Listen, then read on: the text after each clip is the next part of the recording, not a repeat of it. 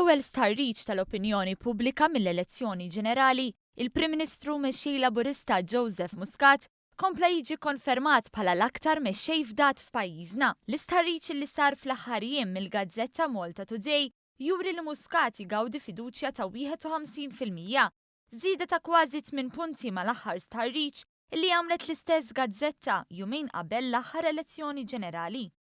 Saħansitra l-fiduċja tal-poplu f'Muscat hija 8 punti ogħla minn kemm kienet fl-ewwel mitjum tal-ewwel leġislatura tiegħu bħala Prim Ministru fl-2013. L-istħarriġ l-ewwel wieħed bejn Muscat u Delia wera wkoll li Joseph Muscat għandu vantaġġ ta' 29% fuq il-kap tal-Partit Nazzjonalista Adrian Delia.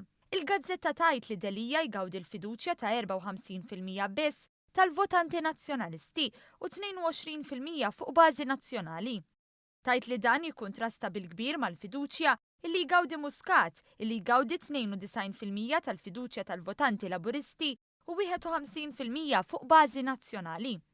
F'dak li għandu x'jaqsam ma' riżultat dwar il-partiti, il-Partit Laburista għandu vantaġġ ta' 25% fuq il-Partit Nazzjonalista.